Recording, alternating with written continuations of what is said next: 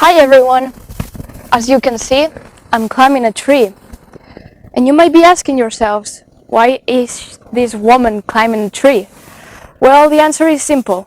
I'm gonna be teaching you how to climb trees in this video. Doesn't it sound exciting? Because I'm telling you, climbing trees is really fun. It's a way of exercising and it can save you from a dangerous situation, like a dog chasing you. Actually, in this video, I'm not gonna teach you how to climb a tree, but rather I'm going to teach you how to climb the system. Yep, you heard me right, the system. Because believe it or not, it relates to trees. It has its roots, it has its trunk, branches, leaves, and most important, if we get to the top, we might escape from the dangerous dogs. Now, what happens if we get to the top of the system? Well, simple. We'll be the ones governing over ourselves instead of someone governing over us. But before I start explaining something, let me get somewhere more appropriate.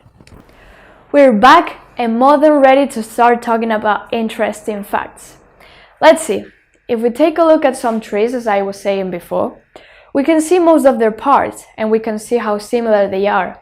However, some of their parts are hidden, like the roots, but that doesn't make them less real or less influential. The roots are underground, in the dirt. They are what keep the tree alive, what gives it nutrients and what keeps the tree standing, meaning that thanks to us, the current system is still standing. We are the ones working hard and getting our hands dirty to obtain those nutrients that the system needs. The trunk is what keeps the branches standing. In system terms, it will be the common goal, the new world order as a matter of fact. What the states are willing to achieve and what keeps them cooperating and working towards it. Branches will be the governments doing work for those who govern in the shadow, known as the elite. They receive orders from above and they enforce them. The next part will be the leaves, or in system terms, civil servants that proceed with the orders received from above. And when they receive nutrients from the roots, they mix it with the sap. But what are those nutrients? Money. What a surprise, right? The sap is what transports those nutrients throughout the tree. That sap would turn out to be the institutions who receive money from us and they automatically give it to the ones who work from the shadow, creating big and juicy fruits. When the sap and the chlorophyll from the leaves is mixed, fruits come out. Basically, more money and power is produced. But who takes those fruits?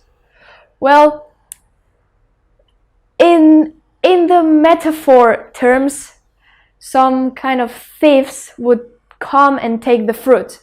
But those thieves obviously don't work in the tree. They just come, see the fruit, maybe they are hungry and they take it and they eat it. And they run away with it. But they didn't do anything to create that fruit. But yeah, I don't want to say the whole sentence about who those thieves are. And I don't want to call them by the E word either, because words are too powerful. But you all know who I'm talking about. And yeah, believe it or not, those thieves don't even work in the tree. But they only receive goods from it. But like I said, they don't work there. But the story just began. It is also worth mentioning that an enormous amount of roots don't even know they are underground doing all the work for the rest of the tree.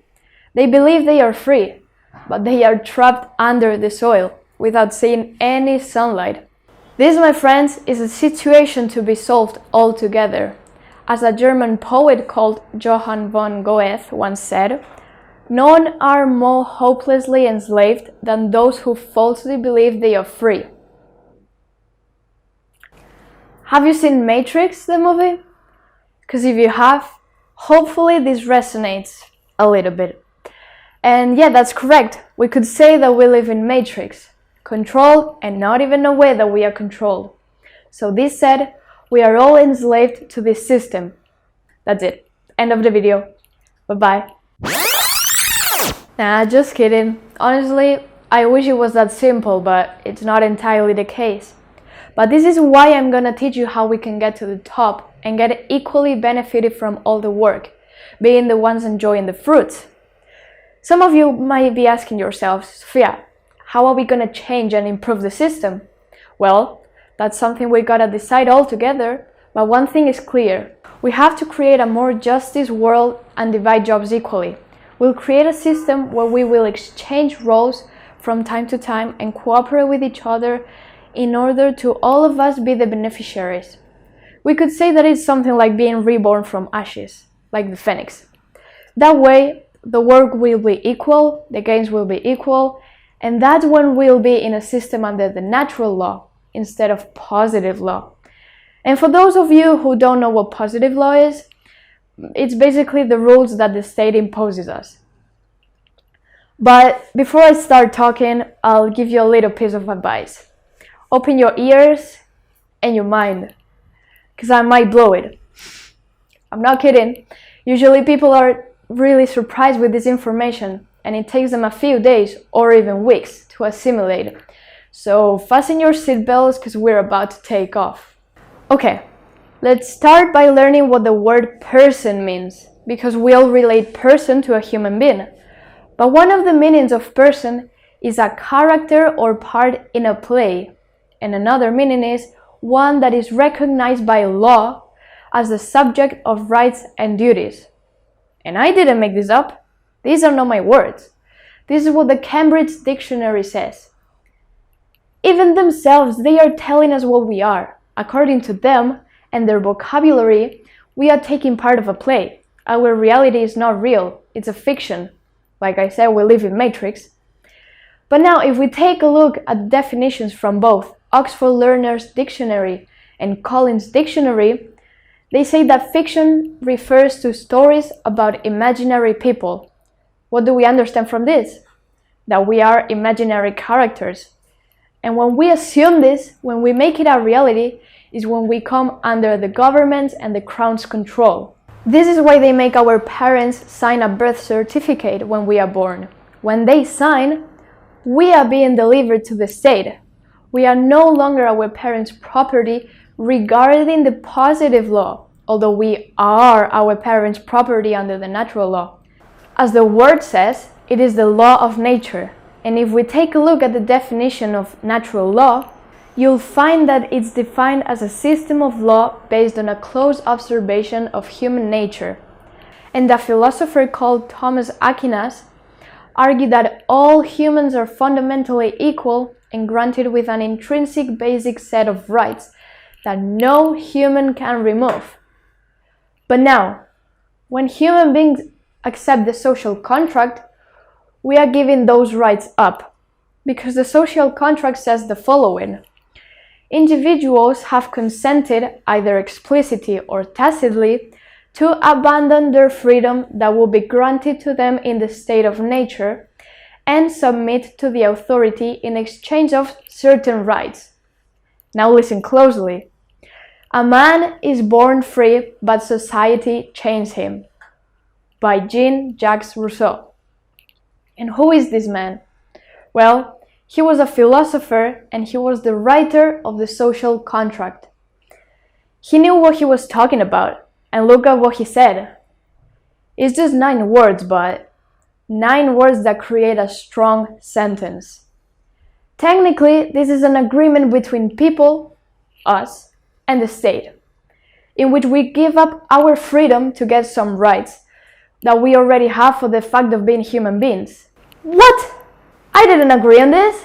I didn't consent this. I didn't even know this paper, this contract existed. How am I supposed to agree on something that I don't even know it exists? It doesn't make any sense. But it's not only about making sense or not. It is about the absence of information. Did anybody mention you this social contract before? At school, or your friends, or your parents? No, right? Maybe in high school, but they don't go in depth. If this is so important, if this is an agreement between us and the state, why don't they mention it? Because they don't want us to know anything about it. That way we remain ignorant, believing we are free when we are not. But why do they assume we accept it? What proof do they have to tell us that we accepted this? Well, the birth certificate, our IDs, basically obeying everything they say. without questioning if it's the right thing to do or if it's violating our rights as a human being. And as a last point to mention, the fact that we use our ID cards to identify ourselves at school, in front of the police, or in any other case, we are recognizing our lack of sovereignty and freedom, since that ID is the state's property. Why do you think the first thing a police officer asks you when they stop you is to identify yourself? What do you do when they say that? You take your ID out. Wrong, that's wrong. If you show them your ID, you are saying that you are that person on the card, but you are not. That ID is the state's property and you are a human being, a free human being. You're not a piece of plastic. Why would they ask you to identify yourself with a piece of plastic? When you recognize your state's property, you have to obey them and you have to follow the rules. And if we check the definition of identify, one of the meanings is to make two or more things be or become the same when they are different. So when we identify ourselves with a piece of plastic, we are becoming that piece of plastic. We are becoming a lifeless object in the state's eyes. That's what they want, to make you think that's you and make you fall under trap, so you are under their control. Now let me tell you something. If we don't do any of this, what would happen? If our parents don't sign our birth certificate or they don't bring us to school when we get older, the state will remove the kids from their parents. If you don't have an ID card, you won't receive economic aids or a house or anything. They'll basically exclude you. And if you have it but you don't show it, they'll fine you for disobedience. If you don't pay for your mortgage, the bank will confiscate your house. So now, is this really fair? Because I don't think so. What I see is that we live trapped under the soil without even noticing.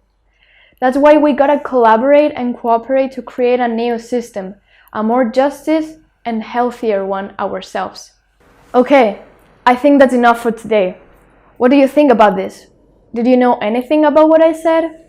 If you liked it, I suggest you also investigate by yourself, because this is only a small part of the whole show. Have you seen The Truman Show? When Truman is in a boat and he suddenly breaks a tree, then the tree falls and accidentally breaks the sky and he realizes he lives in a fake world? That's what we gotta do.